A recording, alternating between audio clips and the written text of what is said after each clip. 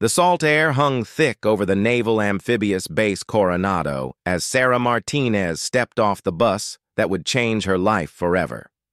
At 24, she stood 5 feet 6 inches tall with shoulders that spoke of countless hours in the gym and eyes that held a determination most people twice her age had never possessed. The other recruits getting off nearby buses barely glanced her way, but she caught the subtle looks, the raised eyebrows, the whispered comments that followed her like shadows. She had expected this. What she had not expected was how quickly the whispers would turn into something much worse. Chief Petty Officer Jake Harrison watched the new class of basic underwater demolition SEAL training candidates file into the compound, his weathered face, marked by 22 years of military service and 6 combat deployments, remained expressionless as his eyes swept over the group. When they landed on Martinez, his jaw tightened almost imperceptibly. He had read her file. Stanford graduate, Olympic-level swimming times, expert marksman qualification scores that made seasoned instructors take notice. On paper, she looked perfect. But paper meant nothing here. The first week of BUD-S training traditionally weeded out about 30% of candidates. Harrison had seen tough men who looked like they were carved from granite, quit before lunch on their first day. The ocean was cold, the instructors were merciless, and the physical demands pushed human endurance beyond what most people thought possible.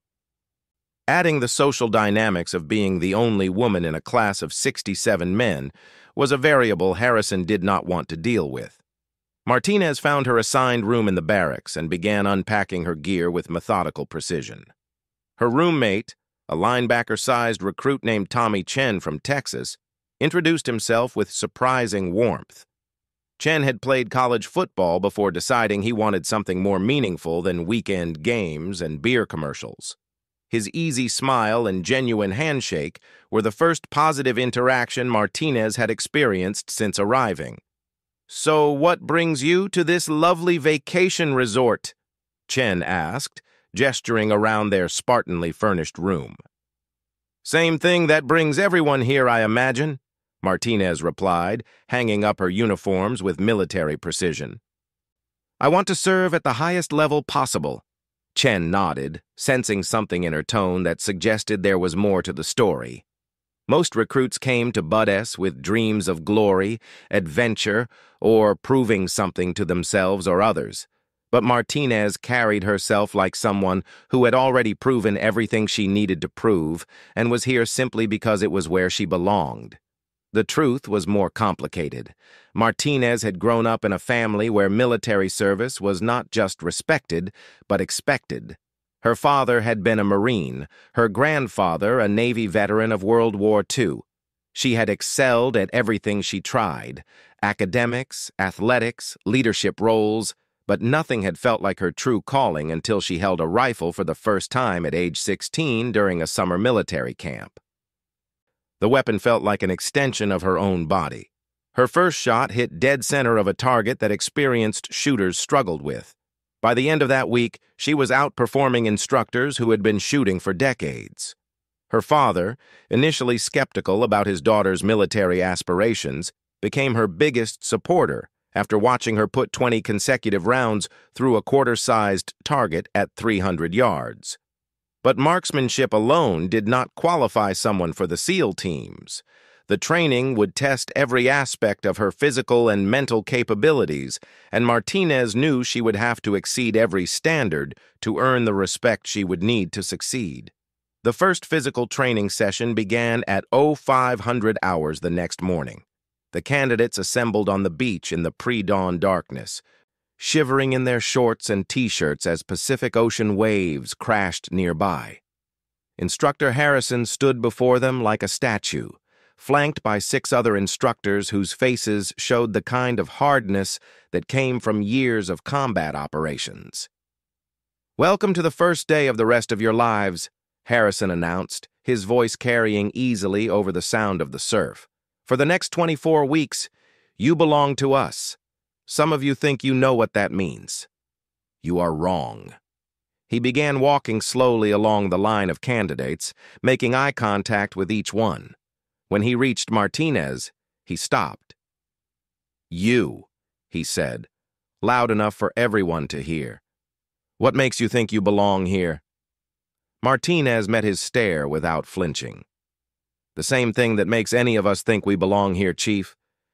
The willingness to find out if we do." Harrison studied her for a long moment, then moved on without comment. But Martinez caught the slight nod from the instructor standing to his right, a compact man with scarred forearms, who would later introduce himself as Petty Officer First Class Rodriguez. The physical training that followed was designed to establish baseline fitness levels and begin the psychological pressure that would intensify throughout the program. Push-ups, sit-ups, pull-ups, running, swimming, all performed to exact standards, while instructors shouted corrections, encouragement, and occasionally insults designed to test mental resilience. Martinez finished in the top 10% of every exercise. Her swimming times, honed by years of competitive training, were the fastest in the class. Her running pace matched that of men who outweighed her by 50 pounds or more. When candidates were ordered to carry heavy logs up and down the beach as a team, she positioned herself strategically to bear maximum weight while encouraging others who were struggling. But excellence brought its own challenges. During the evening meal, Martinez sat with Chen and 3 other recruits who had introduced themselves throughout the day. At a nearby table, she overheard a conversation that made her stomach tighten. "She's making us all look bad," one recruit was saying to his companions. "Harrison's going to expect all of us to perform at her level now." "Maybe that's not such a bad thing," another voice suggested. "Easy for you to say, Peterson. You finished second in the run today. Some of us are barely keeping up as it is." The first voice continued, louder now. "This is supposed to be about the best of the best. How are we supposed to maintain unit cohesion when we're worried about some girl who's trying to prove a point?" Martinez felt Chen tense beside her, ready to respond. But she placed a hand on his arm and shook her head slightly. This was her battle to fight, and she would fight it the way she fought everything else. Through performance, not words.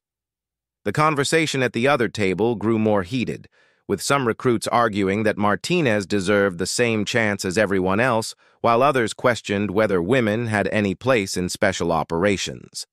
The debate attracted attention from other tables, and soon half the dining hall was engaged in heated discussion about women in combat roles, physical standards, and unit effectiveness. Through it all, Martinez continued eating in silence, mentally preparing for the challenges she knew were coming. She had faced skepticism before, in college athletics and during her brief stint in Army Reserve training. But this felt different. This felt personal in a way that previous challenges had not. After dinner, she walked alone to the beach where the next morning's training would take place. The sun was setting over the Pacific, painting the sky in shades of orange and red that reminded her of the sunsets over her family's ranch in New Mexico. She thought about the conversations that had led her here, particularly the one with her father the night before she left for Coronado.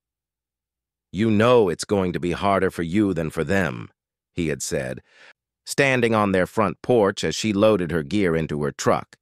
"Everything's been harder for me than for them," she had replied. "That's why I'm better prepared."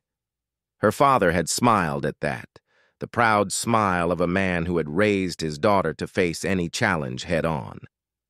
"Just remember that proving yourself isn't the same thing as proving them wrong. Focus on the first part." Now, standing on the beach where she would spend the next 6 months testing every limit she had ever imagined, Martinez understood what he meant. The goal was not to make a statement about women in the military or to change anyone's mind about gender roles in combat. The goal was to become the best possible version of herself and earn her place among the elite warriors she hoped to join. A voice behind her interrupted her thoughts. "Mind if I join you?" She turned to see Rodriguez, the instructor who had nodded earlier during Harrison's inspection. Up close, she could see that his scars extended beyond his forearms. a network of old injuries that told the story of a man who had seen serious combat. "Free beach," she replied. Rodriguez walked to stand beside her, looking out at the darkening ocean. For several minutes, they stood in comfortable silence, watching the waves roll in. "I've been doing this job for 8 years," Rodriguez finally said. "I've seen about 1,500 candidates come through this program. Want to know how many of them had Olympic qualifying times in 3 different swimming events?" Martinez glanced at him but did not answer. "1," he continued. "Want to know how many scored expert marksmen on their first qualification with every weapon system we tested?" Again, she remained silent. "1," Rodriguez repeated. "Same one, as it happens." He turned to face her directly. "The job we train people for doesn't care about politics or social experiments or what people think about women in combat. It cares about whether you can perform when lives are on the line. If you can do that, nothing else matters. If you can't, all the social progress in the world won't save your teammates when they need you." Martinez nodded slowly. "I understand." "I hope so," Rodriguez said, "because what you heard in the dining hall tonight is just the beginning. Some of these men are going to want you to fail because they think your success somehow diminishes theirs. Others are going to want you to succeed because they think it proves something about equality or progress. Both groups are going to make this harder for you than it needs to be." He started walking back toward the barracks, then stopped and looked back at her. "The only people whose opinions matter are the ones who will trust you with their lives someday. Focus on earning that trust, and everything else will sort itself out." As Rodriguez disappeared into the gathering darkness, Martinez remained on the beach for another hour, thinking about his words. She understood that the next few months would test more than her physical capabilities or mental toughness. They would test her ability to maintain focus on what truly mattered while navigating social dynamics that could distract her from her goals. The training schedule for the following week intensified significantly. Ocean swimming in cold water that made muscles cramp and teeth chatter. Beach runs carrying heavy packs across sand that shifted under every step. Obstacle courses designed to test coordination, strength, and problem-solving ability under stress. Calisthenics sessions that pushed muscle groups to failure and beyond. Martinez continued to excel, but the social pressure mounted as well. During a particularly difficult beach run, she found herself running alongside a recruit named Davis, who had been vocal about his opposition to women in special operations. As they crested a sand dune, Davis suddenly stumbled and fell, crying out in pain as he clutched his ankle. Without hesitation, Martinez stopped and knelt beside him, quickly assessing the injury. The ankle was swollen and already beginning to discolor, likely a serious sprain that would require medical attention. Other candidates were running past them, focused on completing the course within the required time limit. "Leave me," Davis gasped. "Don't ruin your time because of me." Martinez looked ahead at the other runners, then down at Davis. Helping him would almost certainly result in her missing the time standard for the exercise, which could lead to additional punishment for both of them. But leaving an injured teammate was not an option, regardless of his previous comments about her presence in the program. She slipped her arm under his shoulder and helped him to his feet. "We're going to finish this together," she said firmly. The next mile was grueling. Davis hobbled forward on his injured ankle while Martinez provided support, bearing much of his weight while maintaining forward momentum. Other candidates passed them as they struggled across the sand, some offering encouragement, others simply focused on their own performance. When they finally crossed the finish line, more than 5 minutes past the required time standard, Harrison was waiting with his arms crossed and an expression that revealed nothing. "Both of you, front and center," he commanded. Martinez and Davis approached the instructor, both breathing heavily from the extended effort. Harrison looked back and forth between them for a long moment before speaking. "Davis, what happened out there?" "I injured my ankle about halfway through, Chief. Martinez stayed back to help me finish." Harrison nodded slowly, then turned his attention to Martinez. "And why did you do that?" Martinez straightened her posture despite her exhaustion. "Because leaving a teammate behind was not an option, Chief." "Even though helping him cost you a passing time?" "Yes, Chief." Harrison studied them both for another moment, then surprised them both with his response. "Outstanding. Report to medical for evaluation of that ankle, Davis. Martinez, hit the showers and get ready for the next evolution." As they walked away, Davis grabbed Martinez's arm gently. "Thank you," he said quietly. "I owe you one."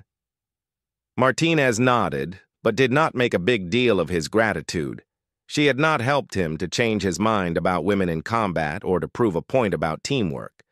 She had helped him because it was the right thing to do, and because leaving people behind was contrary to everything she believed about what it meant to be a warrior. Word of the incident spread quickly through the candidate barracks. Opinions were divided, as Rodriguez had predicted they would be. Some saw Martinez's actions as proof that she possessed the character necessary for special operations. Others argued that her decision to sacrifice her own performance for a teammate showed poor judgment and misplaced priorities. The debates continued through evening meals and late-night conversations, but Martinez noticed that they were becoming less about her gender and more about leadership philosophy and tactical decision-making. The focus was shifting from whether she belonged to how she performed, which was exactly what she wanted. 3 weeks into training, the first major evaluation arrived. Candidates would be tested on every skill they had learned to that point: swimming, running, calisthenics, obstacle course navigation, and basic marksmanship. The results would determine who continued with the program and who was sent back to their original military units. Martinez felt confident about every aspect of the evaluation except one. The marksmanship test would be conducted with standard military rifles that she had never used before, under conditions designed to simulate combat stress.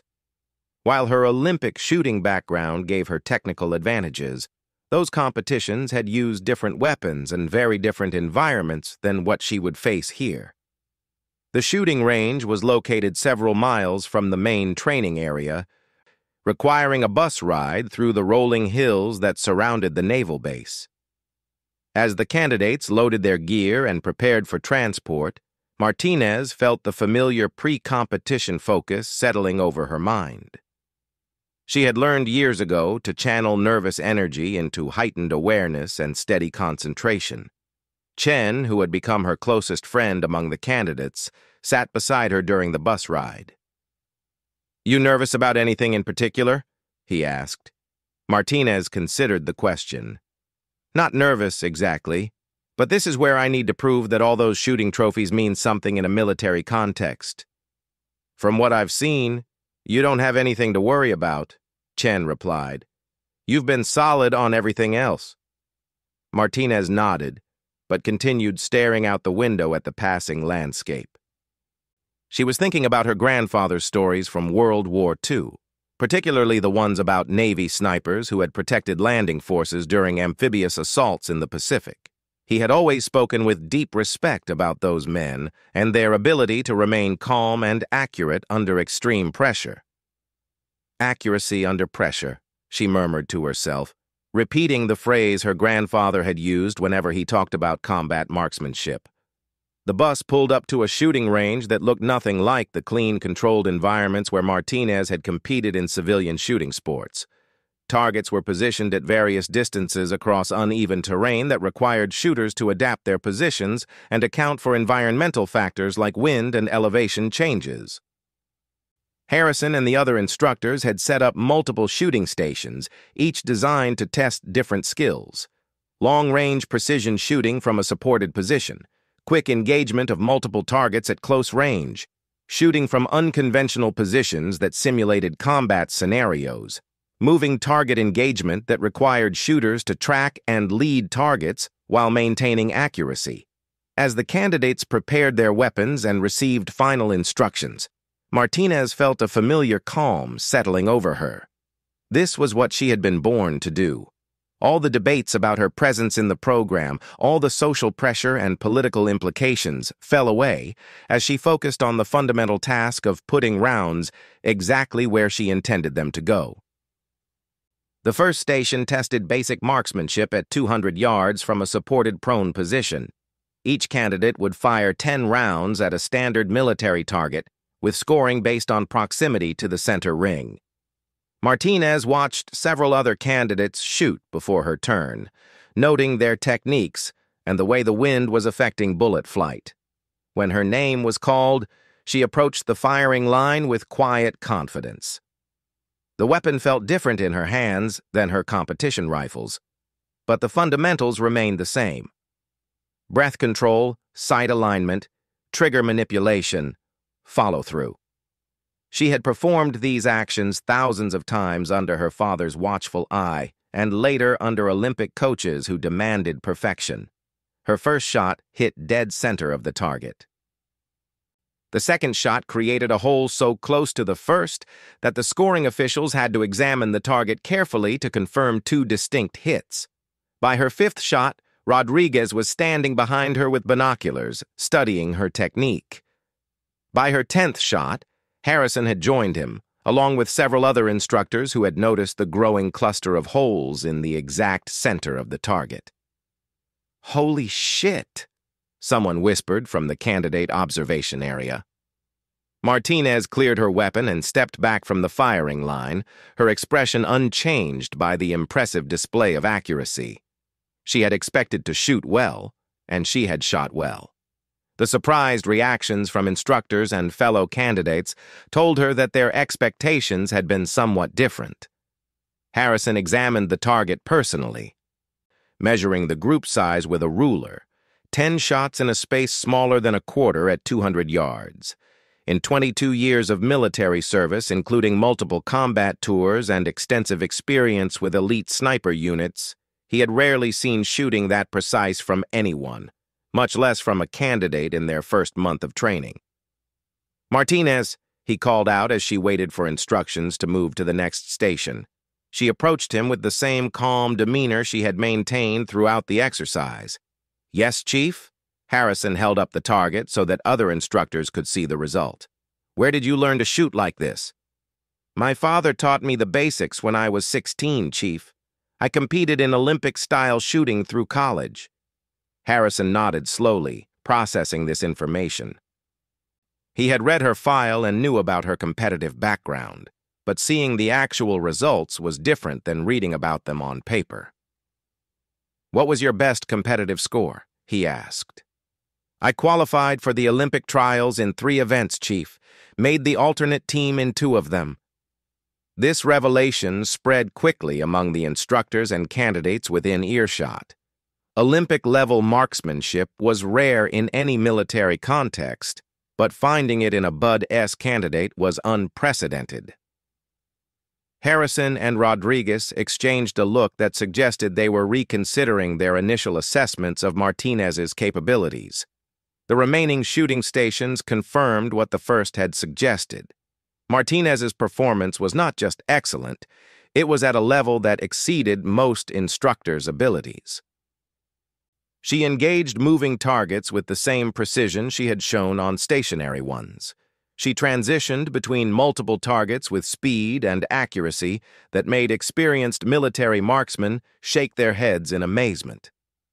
By the end of the shooting evaluation, word of her performance had reached other parts of the training command.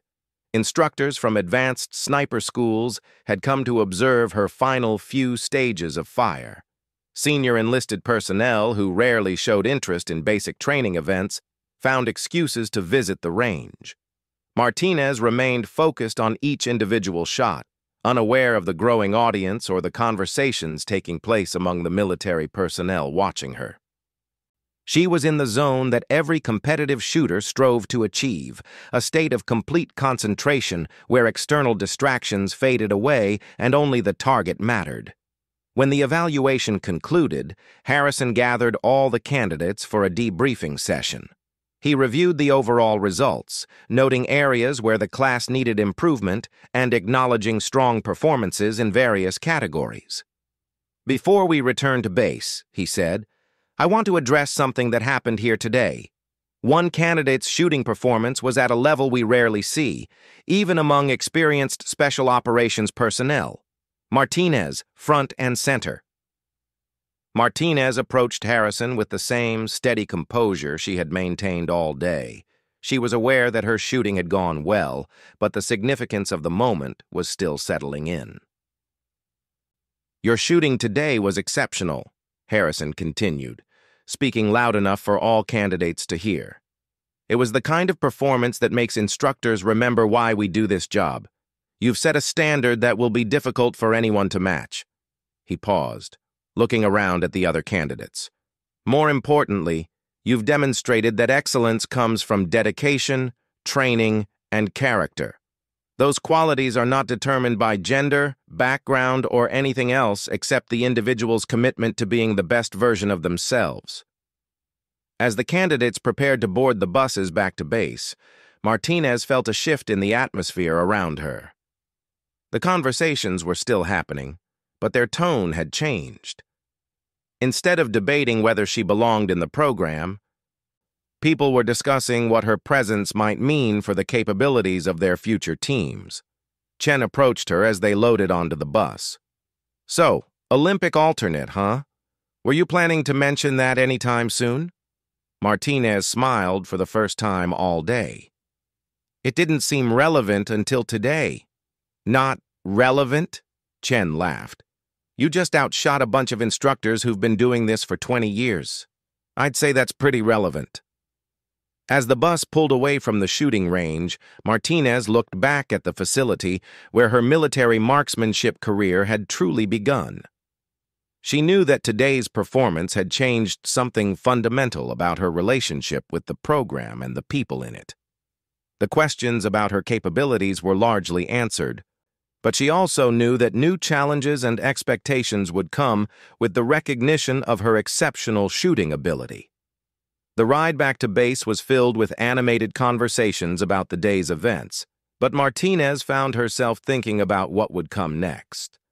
Marksmanship was only one aspect of special operations training, and she would need to maintain her high standards across all areas if she wanted to complete the program successfully.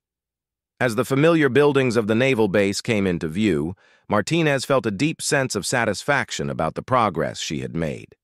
The whispers and doubts that had followed her arrival were being replaced by recognition and respect earned through performance. But she also understood that this was just the beginning of a much longer journey toward earning her place among the warriors she hoped to join. The weeks following the marksmanship evaluation brought changes that Martinez had not anticipated. Her exceptional shooting performance had elevated her status among the instructors, but it had also created new pressures she was still learning to navigate. Some candidates now looked to her for leadership during challenging exercises, while others seemed to resent the attention her abilities had attracted. The training itself had evolved beyond basic physical conditioning into more complex military skills. Land navigation exercises through the mountains north of San Diego tested candidates' ability to move undetected through hostile territory while carrying full combat loads. Small unit tactics training taught them how to work as coordinated teams under stress. Combat swimming evolution pushed their underwater capabilities to limits that separated the capable from the exceptional. Martinez excelled in most areas, but she discovered that leadership presented challenges her individual achievements had not prepared her for. During a night navigation exercise, she found herself assigned as team leader for a group of 8 candidates who needed to reach a series of checkpoints while avoiding instructor patrols designed to simulate enemy forces. The terrain was rugged, the weather was cold and wet, and the timeline was tight. Martinez had studied the route extensively and felt confident about her own ability to navigate successfully. But coordinating 8 different personalities and skill levels while maintaining noise discipline and tactical awareness proved more difficult than she had expected.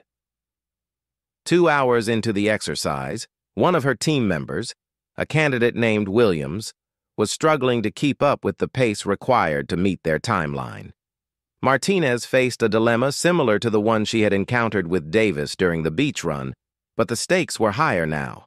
The entire team would fail the exercise if they missed their final checkpoint, but pushing Williams beyond his current capabilities could result in injury or compromise their position to the instructor patrols. "Martinez, we need to move faster," whispered Jackson, one of the stronger candidates in the group. "We're falling behind schedule." Martinez checked her compass and the terrain around them, calculating distances and time requirements. Williams was breathing heavily and favoring his left leg, suggesting he was dealing with an injury he had not reported. The rest of the team was capable of increasing their pace, but only if they left Williams behind. "We move together or we don't move at all," Martinez decided. "Jackson, take point and set a pace Williams can maintain. Rodriguez, your rear security. Everyone else maintain noise discipline and watch your sectors." Jackson looked like he wanted to argue, but something in Martinez's tone convinced him to follow her instructions. The team adjusted their formation and continued toward their objective at a pace that kept Williams with the group while still allowing them to reach their checkpoints within the required time frame. The adjustment required more complex route planning and better coordination, but Martinez found herself thinking 3 moves ahead, anticipating obstacles and adjusting their approach before problems developed. When an instructor patrol appeared along their planned route, she quickly guided the team through an alternative path that avoided detection while keeping them on schedule. They reached their final checkpoint with minutes to spare, all 8 team members present and accounted for. Instructor Rodriguez was waiting for them with a GPS device to verify their navigation accuracy and a timer to confirm their arrival time. "Outstanding work, team leader," Rodriguez said, marking something on his clipboard. "Perfect navigation, good tactical awareness, and you kept your team together. That's what leadership looks like." As they prepared to return to base, Williams approached Martinez privately. "Thank you," he said simply. "I know I was slowing everyone down. A different leader might have made a different choice." Martinez shook her head. "A different leader might have made a worse choice. The mission was to get everyone to the checkpoint, not just the fastest ones." Williams nodded and rejoined the group, but Martinez noticed Jackson watching their conversation with an expression she could not quite read. During the bus ride back to base, Jackson took the seat beside her. "You know we could have made better time without him," Jackson said quietly. "Probably," Martinez agreed, "but we would have failed the mission." Jackson frowned. "The mission was to reach the checkpoints on time. We barely made it because we had to slow down for Williams." Martinez considered her response carefully. Jackson was not wrong about the tactical situation, but he was missing something important about the larger purpose of the exercise. "The mission was to function as a team under pressure," she said finally. "Anyone can run fast individually. Learning to move effectively as a unit is what separates special operations from regular infantry." Jackson nodded slowly, apparently considering her perspective. "I hadn't thought about it that way." Their conversation was interrupted by Chen, who had been sitting across the aisle listening to their discussion. "Martinez is right," he said. "The instructors could have designed an exercise that tested individual performance if that's what they wanted. The fact that they assigned teams tells us they're looking for something different." Over the following days, Martinez found herself thinking more deeply about leadership and teamwork than she ever had before. Her individual excellence had always been enough to achieve her goals, but military operations required different skills and different ways of thinking about success and failure. The realization came at an opportune time, because the training program was entering its most challenging phase. Hell Week was approaching, 5.5 days of continuous physical and mental challenges designed to push candidates beyond their breaking points and identify those with the psychological resilience necessary for special operations. Hell Week began on a Sunday night with surf torture that had candidates sitting in the cold Pacific Ocean while instructors used hoses to spray them with even colder water. The purpose was not physical conditioning, but mental toughness, teaching candidates to function effectively while experiencing significant discomfort and stress. Martinez found the cold water difficult but manageable. Her swimming background had prepared her for temperature extremes, and her competitive experience had taught her how to compartmentalize physical discomfort while maintaining focus on performance. Around her, other candidates were struggling more visibly, some shivering uncontrollably, and others beginning to show signs of hypothermia. "Martinez," Chief Harrison called out over the sound of the surf, "you're responsible for keeping your boat crew together. Anyone quits, the whole crew starts over." A boat crew consisted of 7 candidates who would work together for the remainder of Hell Week, carrying inflatable boats during runs, coordinating complex evolutions, and supporting each other through the most challenging parts of the program. Martinez looked around at her assigned crew members: Chen, Jackson, Williams, and 3 others she had worked with less frequently. The first 48 hours tested every aspect of their physical and mental capabilities. Beach runs while carrying boats over their heads. Swimming exercises in rough surf that pushed their water confidence to the limit. Obstacle courses completed while soaking wet and covered in sand that made every movement more difficult. Martinez quickly realized that her role as boat crew leader required different skills than she had needed for individual success. When Chen began showing signs of exhaustion during an all-night exercise, she redistributed his load among stronger crew members while positioning him in a role that utilized his technical skills rather than his physical strength. When Williams re-injured his leg during a beach run, she modified their carrying technique to compensate for his reduced mobility without slowing the entire crew. But the most challenging moment came during the 3rd night, when Jackson finally reached his breaking point. They were in the middle of a complex evolution that required them to carry their boat 2 miles up a muddy hill, launch it into a lake, paddle to a series of checkpoints, and return to their starting point. Jackson had been struggling with a shoulder injury he had not reported, and the weight of the boat was causing him visible pain. Halfway up the hill, he stopped moving and sat down in the mud. "I can't do this anymore," he gasped. "I'm done." The rest of the crew stopped with him, knowing that losing a crew member would mean starting the entire evolution over. Martinez knelt beside Jackson, studying his condition and trying to assess whether he was dealing with a temporary moment of weakness or a more serious problem. "Talk to me, Jackson," she said quietly. "What's going on?" Jackson looked up at her with exhaustion and frustration evident in his eyes. "My shoulder's been messed up since the obstacle course yesterday. Every time I lift the boat, it feels like someone's stabbing me with a knife." Martinez nodded, understanding the situation. Jackson was dealing with real physical pain on top of the mental fatigue that was affecting everyone. Pushing him beyond his current capabilities could result in a serious injury that would end his military career, not just his participation in BADS training. But she also knew that giving up was not an acceptable option. Special operations personnel had to function effectively even when injured, exhausted, or dealing with other significant challenges.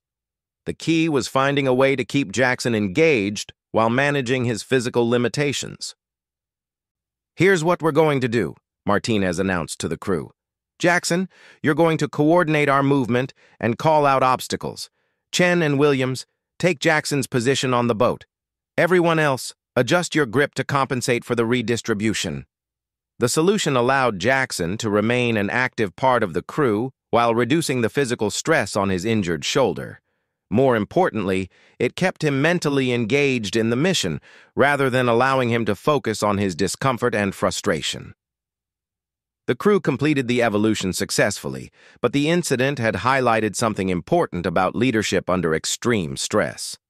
Martinez was beginning to understand that her role was not just to perform excellently herself, but to enable others to perform beyond what they thought they could achieve.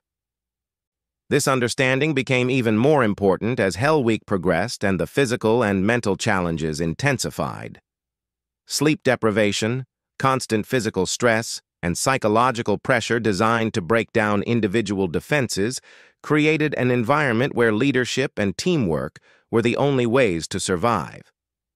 By the final day of Hell Week, Martinez's boat crew had developed a cohesion that impressed even the experienced instructors. They moved together efficiently, communicated without wasting words, and supported each other through moments of individual weakness. When one crew member faltered, the others automatically adjusted to compensate without needing direction from Martinez. The final exercise was a simulated combat mission that required them to infiltrate a beach position, neutralize enemy targets, and extract with wounded team members. The scenario tested everything they had learned about tactics, teamwork, and performance under pressure. Martinez found herself assigned the role of designated marksman for the mission, responsible for providing precision fire support while the rest of her team maneuvered against enemy positions. The targets were static silhouettes positioned at various ranges, but the stress of the exercise and the fatigue accumulated over 5 days of Hell Week made accurate shooting more challenging than usual. As her team began their approach, Martinez took position on a ridge overlooking the target area. Through her rifle scope, she could see the enemy silhouettes clearly, but she also noticed something that made her pause. The targets were positioned in a way that would require extremely precise shooting to avoid hitting friendly forces during the assault phase of the mission. "Martinez, talk to me," came Chen's voice through her radio headset. "What do you see up there?" Martinez studied the tactical situation carefully, noting the positions of both enemy targets and her advancing teammates. "I have clear shots on targets 1, 3, and 5, she responded. "Targets 2 and 4 are danger close to friendly positions. I'll need to wait for better angles." "Understood. We're beginning the assault in 30 seconds. Martinez tracked her teammates' movement through her scope while maintaining awareness of the target positions. As Chen and Jackson approached the first enemy position, Target 2 became a clear threat that needed to be neutralized immediately. The shot required a level of precision that would have been challenging under ideal conditions. With the fatigue and stress of Hell Week, it demanded everything Martinez had learned about shooting under pressure. She controlled her breathing, settled her sight picture, and smoothly pressed the trigger. The target dropped instantly, a clean hit that eliminated the threat without endangering her advancing teammates. Similar shots followed as the tactical situation developed, each one requiring split-second timing and absolute accuracy. "Outstanding shooting, Martinez," came Rodriguez's voice over the radio. He was evaluating the exercise from an observation position nearby. "Your precision allowed the assault team to move aggressively without worrying about danger-close situations." As the exercise concluded and Hell Week officially ended, Martinez felt a sense of accomplishment that was different from anything she had experienced before. Her individual shooting skills had been important, but the real victory was the way her boat crew had functioned as a cohesive unit under extreme pressure. Chief Harrison addressed the surviving candidates as they gathered on the beach where Hell Week had begun. Of the 67 men and 1 woman who had started the week, 31 remained. The others had either quit voluntarily or been medically dropped due to injuries or exhaustion. "You've proven that you have the basic physical and mental capabilities necessary for advanced training," Harrison announced. "But Hell Week is just the beginning. The skills you'll learn from here forward will prepare you for missions where failure means people die." As the survivors prepared for the next phase of their training, Martinez reflected on how much had changed since her arrival at Coronado. The questions about her belonging in the program had been replaced by recognition of her capabilities and leadership potential. But she also understood that new challenges lay ahead that would test different aspects of her character and abilities. Over the following weeks, the training focus shifted toward advanced combat skills, close-quarters battle techniques that taught precise room clearing and target identification under stress, advanced demolitions training that covered both urban and rural environments, medical training that prepared them to treat serious combat injuries under fire. Martinez continued to excel, but she noticed that the other candidates were improving as well. The survivors of Hell Week had developed a different level of confidence and competence, and the quality of training partnerships and small unit exercises reflected their growth. During a close-quarters battle exercise, Martinez found herself paired with Davis, the same candidate she had helped during the beach run months earlier. Their mission was to clear a building complex of hostile targets while avoiding injury to friendly civilians represented by special targets that would result in mission failure if engaged. Davis had developed into a solid operator during his time in the program, and Martinez was pleased to discover that they worked together effectively. Davis provided covering fire and tactical coordination, while Martinez used her precision shooting to neutralize threats that required careful target identification. "Target! Second floor! Window left!" Davis called out as they approached the final room in the building complex. Martinez acquired the target through her optic sight and immediately noticed a problem. The hostile target was positioned directly in front of a civilian target, creating a shooting solution that required extreme precision to avoid hitting the wrong silhouette. "I need you to move right 10 feet, Martinez instructed Davis. "When I give you the signal, put suppressing fire on that window. I'll take the shot when the angle opens up." Davis moved into position without questioning her instructions. When Martinez signaled, he began firing at the window frame, forcing the hostile target to move slightly to the left. The movement created a clear shot opportunity that lasted less than 2 seconds. Martinez's round hit the hostile target center mass, neutralizing the threat without touching the civilian silhouette positioned inches away. The exercise concluded with a perfect score. All hostile targets eliminated, all civilian targets protected, 0 friendly casualties. "Exceptional work, both of you," commented the instructor who had been evaluating their performance. "That final shot demonstrated the kind of precision and judgment we expect from advanced operators." As they cleared their weapons and prepared for the next evolution, Davis looked at Martinez with obvious respect. "I don't think I could have made that shot," he said honestly. "You could have made it," Martinez replied.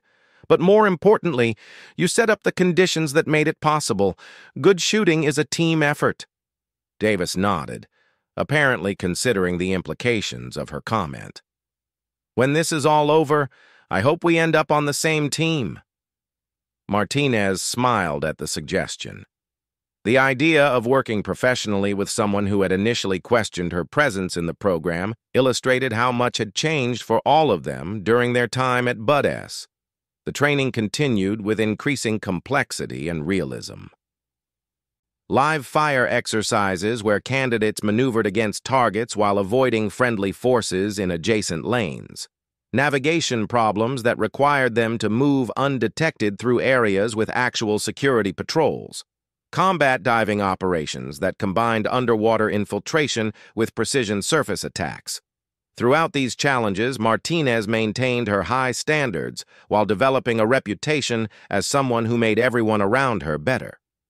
Instructors began assigning her to work with candidates who were struggling in specific areas, knowing that her combination of technical skill and leadership ability often resulted in improved performance from the entire team. This reputation led to an unexpected opportunity during the final month of training. Chief Harrison approached Martinez after a particularly successful live fire exercise and asked her to join him for a private conversation. "Martinez, I want to discuss something with you that's not directly related to your training here," Harrison began. "Several advanced units have been asking about your progress and potential assignment preferences." Martinez was surprised by the comment. She had assumed that team assignments would be determined by the needs of the Navy rather than by individual preferences or requests from specific units. "What kind of units, Chief?" she asked. Harrison studied her carefully before responding. "The kind of units that specialize in missions requiring exceptional marksmanship combined with advanced tactical capabilities. The kind of missions where taking the wrong shot means people die." Martinez felt a surge of excitement at the implications of Harrison's comments, but she tried to maintain her professional composure. "I'm honored that anyone would consider me for advanced assignments, Chief. What would that involve?" "That's something we'll discuss after you complete Bud S," Harrison replied. "For now, I want you to focus on finishing your training here. But I also want you to start thinking about the kind of contribution you want to make to the teams." As Harrison walked away, Martinez found herself contemplating possibilities she had not previously considered. Her exceptional shooting abilities were opening doors to opportunities that extended far beyond basic SEAL team assignments. But she also understood that those opportunities would come with responsibilities and expectations that would test every aspect of her character and capabilities. The final weeks of Bud S training passed quickly, filled with comprehensive testing that covered every skill and concept the candidates had learned. Martinez continued to excel across all areas, but she noticed that her focus was shifting toward the future and the unknown challenges that lay ahead. During the final week, she found herself standing on the same beach where she had first met Rodriguez months earlier. The Pacific Ocean looked the same, but everything else had changed. She was no longer the uncertain candidate wondering whether she belonged in the program. She was a trained special operations professional preparing for assignments that would utilize her unique combination of skills and experience. Rodriguez approached her as she watched the sunset, just as he had done during those first difficult weeks, when her future in the program had been uncertain. "Thinking about what comes next?" he asked. Martinez nodded. "Chief Harrison mentioned that some units have been asking about me. I'm trying to understand what that means." Rodriguez smiled. "It means that people who know talent when they see it have been watching your progress. Your shooting ability is extraordinary. But what impressed them is how you've developed as a leader and teammate." He paused, looking out at the ocean. "There are missions out there that require someone with your specific combination of capabilities. Missions where the difference between success and failure comes down to one person making one perfect shot under impossible conditions." Martinez felt a chill that had nothing to do with the ocean breeze. "What kind of missions?" "The kind where American lives depend on someone who can do what you do," Rodriguez replied. "The kind where failure is not an option."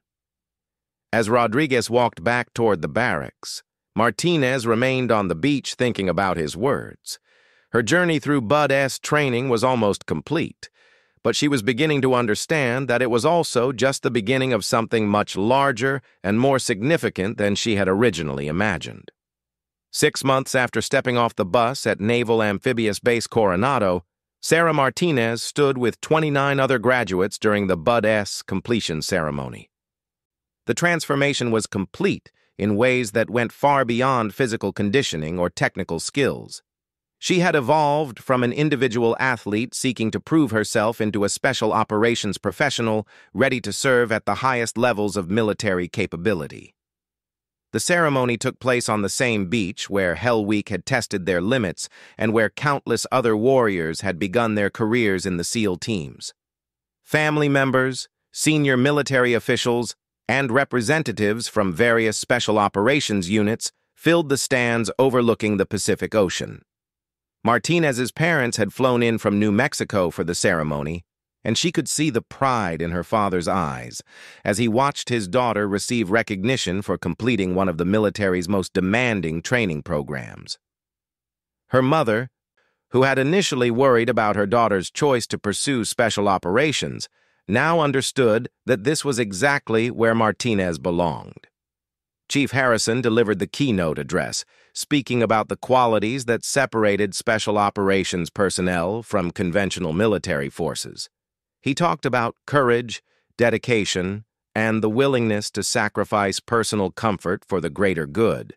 But he also emphasized something else that resonated deeply with Martinez and her classmates.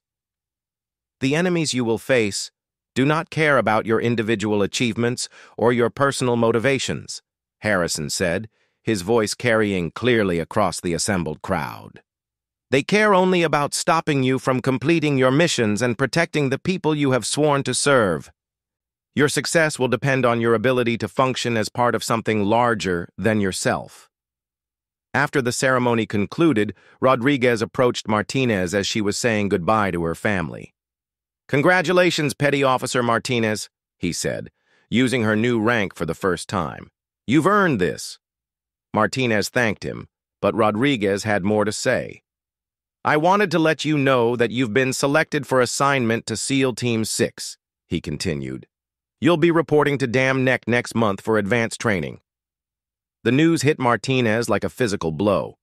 SEAL Team 6 was officially known as the Naval Special Warfare Development Group, the most elite counterterrorism unit in the American military. Assignment there typically required years of operational experience with regular SEAL teams before candidates were even considered for selection. "Chief, are you sure there's not some mistake?" Martinez asked. "I don't have any operational experience yet." Rodriguez smiled. "There's no mistake. Your performance here, combined with your unique skill set, convinced some very senior people that you're ready for advanced assignments. But understand that this opportunity comes with expectations that go beyond anything you've experienced so far." Over the following month, Martinez completed administrative processing for her new assignment, while participating in advanced individual training designed to prepare her for the tactical and technical challenges she would face at Team 6. The training included classified briefings on current operations, advanced weapons systems, and specialized tactics used by counterterrorism units. The transition from student to operator was both exciting and intimidating. Martinez knew she would be joining a unit where every member had extensive combat experience and proven operational capabilities. Her shooting ability had opened this door, but she would need to prove herself in every other aspect of special operations warfare. SEAL Team 6 headquarters at Dam Neck, Virginia, looked different from the training facilities at Coronado. The buildings were more modern, the security was more intensive, and the entire atmosphere suggested an organization focused on immediate operational readiness rather than training and development. Commander Jake Thompson, the commanding officer of Martinez's assigned squadron, greeted her personally during her first day.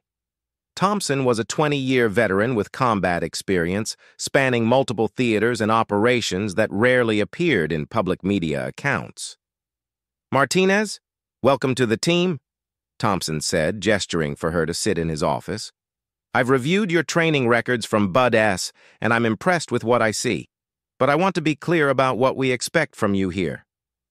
Thompson moved to a map on his office wall that showed various regions around the world marked with pins and colored indicators. "Every mission we conduct involves American lives at risk," he explained. "Sometimes we're rescuing hostages, sometimes we're eliminating threats to national security. In every case, failure means people die." Martinez nodded, understanding the gravity of what he was describing. "I understand, sir. What role do you see me filling?" Thompson studied her carefully before responding.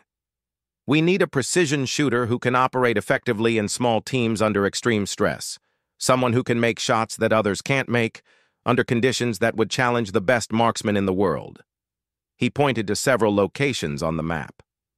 "The missions we conduct often require split-second decisions about target identification and engagement. The difference between hitting a terrorist and hitting a hostage comes down to the individual behind the rifle." Over the following months, Martinez underwent the most intensive training of her military career, advanced marksmanship programs that pushed her shooting abilities to new levels. Close-quarters battle techniques specifically designed for hostage rescue operations, language training in Arabic and other languages relevant to current operational areas. But the most challenging aspect of her new assignment was learning to work with experienced operators who had initially questioned whether she was ready for their level of operations. Many team members had spent years in combat zones before being selected for Team 6, while Martinez was coming directly from basic training. Her first training exercise with her assigned team illustrated both the challenges and the opportunities of her situation. The scenario involved a hostage rescue in an urban environment, with multiple buildings and complex tactical considerations that required precise coordination between all team members. Martinez was assigned the role of Overwatch sniper, positioned on a rooftop to provide security for the assault team and engage any threats that appeared during the operation. The exercise used live ammunition and realistic targets to create the stress and decision-making pressure of actual operations. Team leader Senior Chief Patterson briefed the mission parameters with military precision. "Martinez, you'll have 6 possible engagement areas from your position," he explained, pointing to a detailed map of the exercise area. "Your job is to keep threats off the assault team while they move to the objective." Patterson had 23 years of special operations experience and had initially been skeptical about having an inexperienced operator in such a critical role, but his professionalism overcame his reservations, and he was determined to give Martinez every opportunity to succeed. The exercise began with Martinez moving to her Overwatch position while the assault team prepared for their approach. Through her rifle scope, she could observe the entire target area and coordinate with the team through radio communications. "Overwatch in position," Martinez reported as she settled behind her rifle on the designated rooftop. "I have clear observation of all approach routes." "Copy, Overwatch," Patterson responded. "Assault team beginning movement in 30 seconds. What happened next would become legendary within the special operations community. As the assault team moved toward their objective, multiple threat targets appeared simultaneously in different parts of the exercise area. The targets were designed to test Martinez's ability to prioritize threats and engage multiple enemies without allowing any of them to compromise the mission. In the span of 90 seconds, Martinez engaged 11 different targets at ranges from 100 to 600 meters. Each shot was a direct hit that neutralized the threat instantly. More importantly, her target identification was perfect. She distinguished between hostile targets and innocent civilians with accuracy that impressed even the most experienced operators. "Jesus Christ," Patterson's voice came over the radio as the exercise concluded. "I've never seen shooting like that." Martinez cleared her weapon and prepared to return to the debrief area, unaware that her performance had been monitored by senior commanders who were evaluating her readiness for operational assignments. The exercise had been designed as a final assessment before approving her for deployment, and she had exceeded every expectation. During the debrief session, Patterson addressed the entire team with observations that would change how they viewed their newest member. "What we just witnessed was the most impressive display of precision marksmanship I've seen in 2 decades of special operations," he announced. "Martinez demonstrated not just exceptional shooting ability, but the kind of tactical judgment that separates good operators from great ones." The other team members, who had been reserved in their acceptance of Martinez, began asking technical questions about her shooting techniques and tactical decisions. The atmosphere shifted from professional skepticism to genuine respect for her capabilities. 3 weeks later, Martinez received her first operational assignment. Intelligence agencies had located a high-value terrorist target in a compound overseas, and her team was tasked with either capturing or eliminating him. The mission would require infiltration of hostile territory, coordination with local allied forces, and precision execution under conditions where failure could result in international incidents. The briefing took place in a secure facility that Martinez had never seen before. Senior intelligence officials presented detailed information about the target, his location, and the tactical challenges involved in reaching him. Satellite imagery showed a heavily defended compound in a mountainous region where conventional military forces would have difficulty operating. "This individual has been responsible for planning attacks that killed dozens of American civilians," the intelligence briefer explained. "Current intelligence indicates he's planning another major operation that could result in hundreds of casualties." Commander Thompson addressed the tactical considerations of the mission. "We'll insert by helicopter at night, move overland to the target location, and conduct the operation during early morning hours when security is typically at its lowest level. Martinez listened carefully as the plan was explained, noting her specific responsibilities and the coordination requirements with other team members. Her role would be to provide Overwatch security during the approach and to engage the target if capture proved impossible. Martinez, Thompson continued, you'll be positioned approximately 400 meters from the main compound. Your primary responsibility is force protection for the assault team, but you also have authorization to engage the primary target if he attempts to escape or if the assault team calls for precision fire support. The gravity of the mission was not lost on anyone in the room. This was exactly the kind of operation that Team 6 existed to conduct, and success would depend on every team member performing flawlessly under extreme pressure. The insertion went smoothly, with the helicopter delivering the team to their landing zone without detection. Martinez and her teammates moved through mountainous terrain under cover of darkness, navigating by GPS coordinates and night vision equipment toward the target compound. As dawn approached, Martinez took position on a ridge overlooking the compound, while the assault team moved into position for their approach. Through her rifle scope, she could observe the target building clearly and track the movements of security personnel around the perimeter. "Overwatch in position," she reported quietly through her radio headset. "I count 6 security personnel visible, 2 vehicles in the courtyard, and movement in the main building." "Copy, Overwatch," Patterson responded. "Assault team moving to final positions." What happened during the next 30 minutes would become the subject of classified operational reports and would establish Martinez as one of the most capable precision shooters in special operations history. The assault team's approach was detected by perimeter guards, resulting in a firefight that immediately became more intense than anyone had anticipated. Enemy reinforcements began arriving from multiple directions, and the assault team found themselves outnumbered and fighting for their lives. "Overwatch, we need immediate fire support," Patterson's urgent voice crackled through Martinez's headset. "Multiple targets, various locations around the compound." Martinez began engaging threats with precision that seemed impossible under the circumstances. Enemy fighters who appeared at windows and doorways fell before they could effectively engage the assault team. Reinforcements approaching the compound were neutralized before they could join the fight.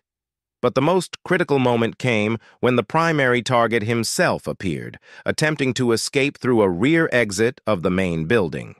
Martinez had less than 3 seconds to identify the target, calculate the shot, and engage before he reached a vehicle that would allow him to escape.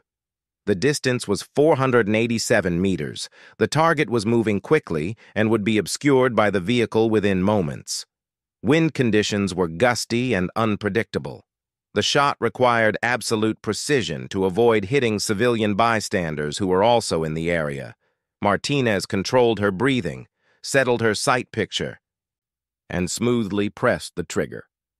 The bullet traveled for just over half a second before striking the target center mass, ending his escape attempt and eliminating one of America's most wanted terrorists.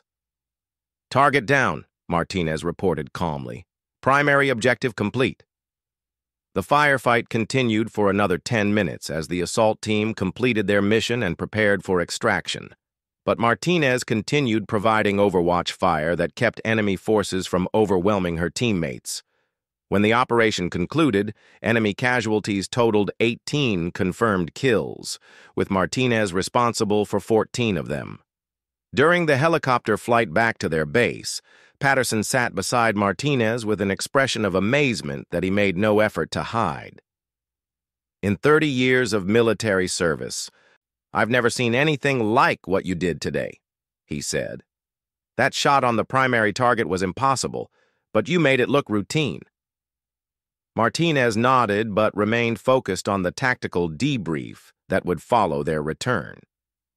She understood that exceptional performance in one mission was just the beginning of what would be expected from her in the future. Over the following 18 months, Martinez participated in dozens of operational missions across multiple theaters. Hostage rescues that required precision shooting to avoid hitting civilians, counter-terrorism operations that eliminated threats to American interests worldwide, intelligence-gathering missions that required her to operate alone in hostile territory for extended periods. Her official record during this time remained classified, but within the special operations community, stories about her capabilities became legendary. Shots made at impossible ranges under extreme conditions. Multiple targets engaged simultaneously with perfect accuracy. Missions accomplished that had been considered beyond the capabilities of conventional forces. The transformation was complete when Martinez received an unexpected visitor at Team 6 headquarters. Chief Harrison, her former instructor from Bud S., had requested permission to meet with her during a visit to Dam Neck. "I wanted to see how you were doing," Harrison explained as they walked along the base perimeter. "I've been hearing stories about your operational performance." Martinez smiled, remembering their early interactions when her future in the SEAL teams had been uncertain. "I've been fortunate to work with exceptional people who've helped me develop my capabilities." Harrison stopped walking and looked at her directly. "Martinez, I want you to understand something. What you've accomplished goes far beyond good fortune or helpful teammates. You've established a standard of excellence that's changing how people think about special operations capabilities." He paused, apparently considering his next words carefully. "Do you remember those first weeks at Bud S when some people questioned whether you belonged in the program?" Martinez nodded. The memories were still vivid, despite everything that had happened since then. "I ran into some of those same people recently," Harrison continued. "They've all heard about your operational record, 14 confirmed kills on your first mission. Overall statistics that put you among the most effective operators in the community. Nobody's questioning your capabilities anymore." The conversation continued for another hour, with Harrison sharing observations about her development and the impact her success was having on opportunities for other women in special operations. But what stayed with Martinez was his comment about people no longer questioning her place in the community. Later that evening, she called her father to share news about her career progression and her assignment to an advanced leadership position within Team 6. During their conversation, he asked a question that brought everything into perspective. "Do you ever think about those early days when some people wanted you to fail?" he asked. Martinez considered the question carefully. "Sometimes," she admitted. "But I've realized that their opinions were never really about me personally. They were about fear of change and uncertainty about things they didn't understand." "And now?" her father prompted. "Now they understand," Martinez replied simply. "The rifle doesn't lie about what someone can accomplish. Performance speaks louder than prejudice." 6 months later, Martinez was promoted to Senior Chief Petty Officer and assigned as team leader for one of the most specialized units within SEAL Team 6. Her responsibilities included training new operators, planning complex missions, and serving as the primary precision shooter for operations requiring exceptional marksmanship capabilities.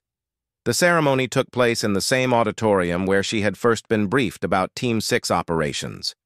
Commander Thompson, now a Navy captain, presented her with the new rank insignia while highlighting her contributions to the special operations community.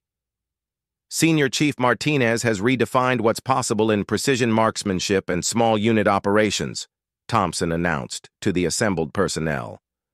"Her operational record speaks for itself, but her leadership and professional example have had an even greater impact on this organization." As Martinez looked out at the audience, she recognized many faces from her journey through the special operations community.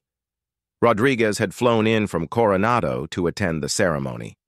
Chen, who had completed his own successful career with the SEAL teams, was representing her Bud S class. Patterson and other Team 6 personnel with whom she had served in combat were present to celebrate her advancement.